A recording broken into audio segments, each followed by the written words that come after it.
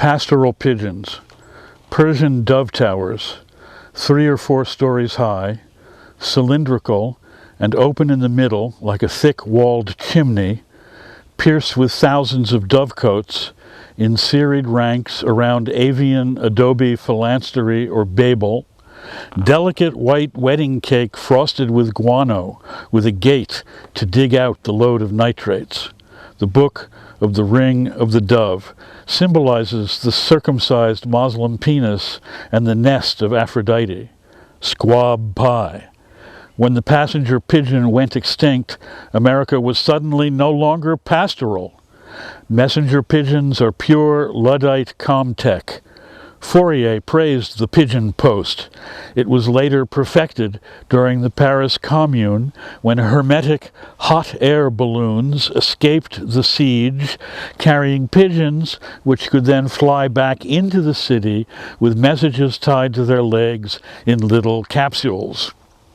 Pigeon coops on Lower East Side tenement roofs. Rus in urbe. Every evening emit their acrobatic pearly flocks to catch the last sun on aeronautic breasts.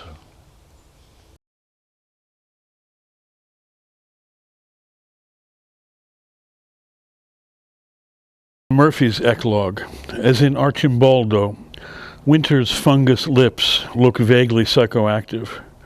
His ivy hair, mantic and Delphic, Mick Murphy, late Shanachie of Ballinskellig, lived exclusively on Guinness, hashish, the odd pig's foot, cubine, seemed sometimes to melt into some squalid rural landscape by Max Ernst, illustrating Flann O'Brien's Swim-To Birds, or Pormouth, spoke the purest Erse in County Kerry, in the bar of that sea-sodden hotel run by spoiled monks.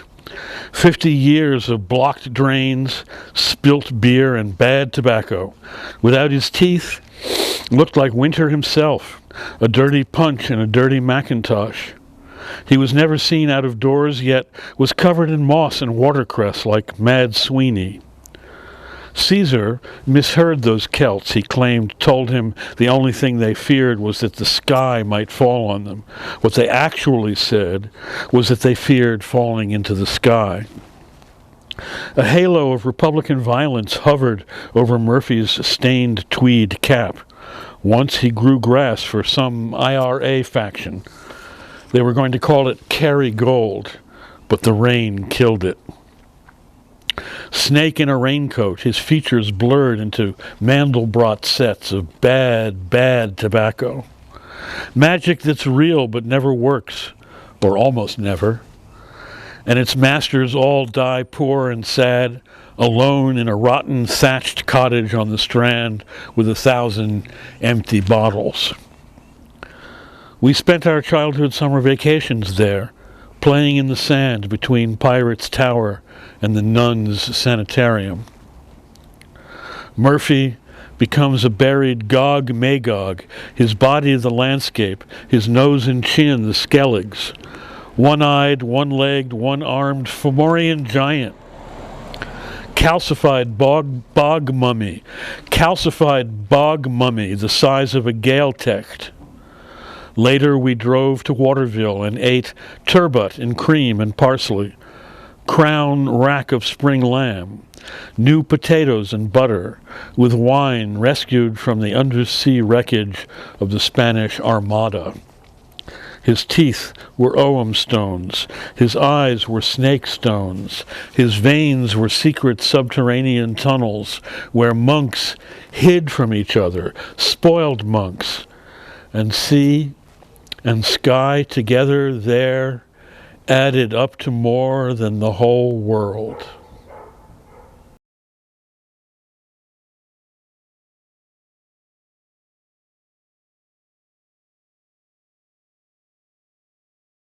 All right. Shepherd's Calendar, October. French aristos wanted to be milkmaids the way Boy Scouts want to be Indians, piling artifice upon artificiality down on the farm. One lax hayloft day amongst the shiftless hip-billies. Honeysuckle-tangled privy really twangs your lyre. Noses notice most of our food not only ends but begins in shit. Crops adore Ovidian perversions. Harvest of pistols and pizzles and wombs of honey.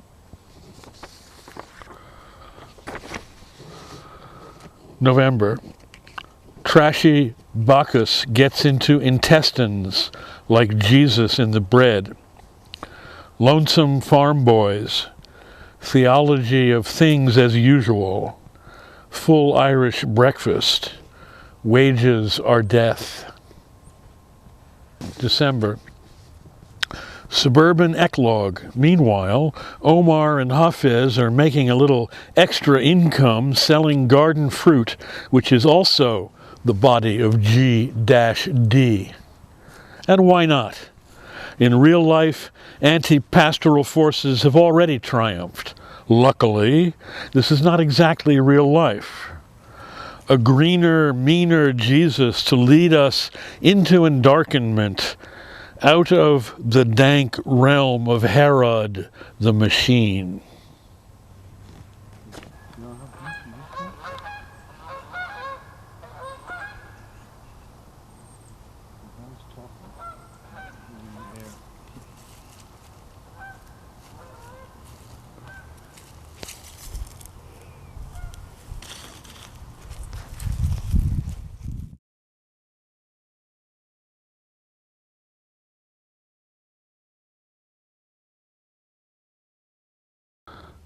Some spores. 2. Terrorist project. Release Canadian wolves in the Catskills and Adirondacks. Send no communiques to media. Let our relatives, the wolves, speak for themselves like the trumpeters of Manitou, because sheep without wolves and dogs to protect them are just karmic non-entities. 4. Novalis wrote pollen, we write spores, infectious yeasts that will turn your verbal dough into swollen loaves, hidden in baskets under napkins, only revealed to initiates, fungal phalloi, Baroque pearls. 5. Protoplasmic rumba, bulging with gardenias, choked with ermine rhinestones like the drag queen of the mysteries, Persephone, gathers wildflowers with the sea nymphs, briar roses, saffron crocuses, violets, irises, hyacinths, hundred-blossomed narcissus, each mini-cosmos of animalcules, atomies, and quantum indeterminacy, a cauldron of pursed masochistic lips, hungry for bee stings. 6. At least the eclogue could advocate violent overthrow of the state and thereby elevate itself from empty blather to actual crime. Death to anti-pastoralism.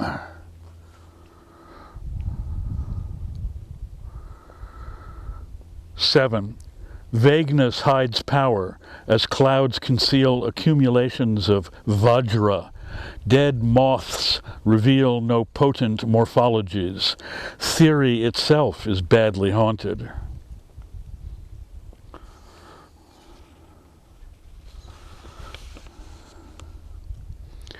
10. Somewhere Thoreau predicts weeds and fungi breaking through asphalt, dissolving parking lots, kudzu engulfing gas stations, and at last the red man returns. Such fantasies can only be brought on by nausea and suppressed panic. 11. We need de-education camps to de-brainwash us back to our childhood gaze, not only poor but cheap, ideally free or stolen, a luxury of absences. Li Bo pawns his overcoat for wine. Snow falls into black pool. Crows cross blank field in mud season in a tearful light.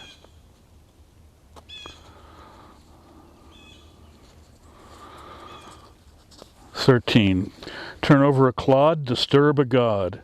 Unlike Baudelaire, who never got any farther than Belgium, a dazzled Rastafarian, been to the bog and smelt the psychotropic turf, mildewed thatch, moss in the kitchen sink, stoned drunk or banged up enough to take long-shot Pascalian odds on the real existence of matter as sentient energy, because if you say the puka was only mist and moonlight, I'd reply, sure, what else would the puka use for a body? Could the banshee be enfleshed in poetry?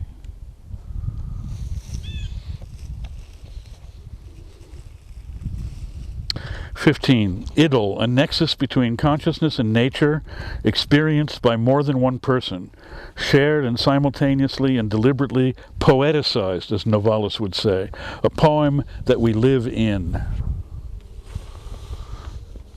16. For example, in honor of Paul Goodman and Guy Davenport, late lamented pastoralists par excellence, we accept not only the bicycle, but also the cooler of bottled beer, the lawn chairs, etc.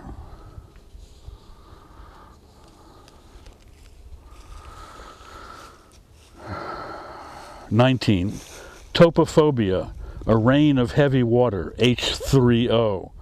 On deserted esplanades by De Chirico, neo-classically sterile as a travel nightmare with miles to go.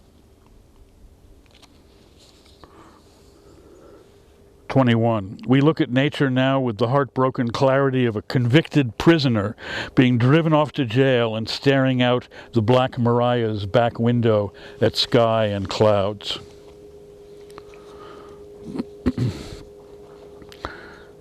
23.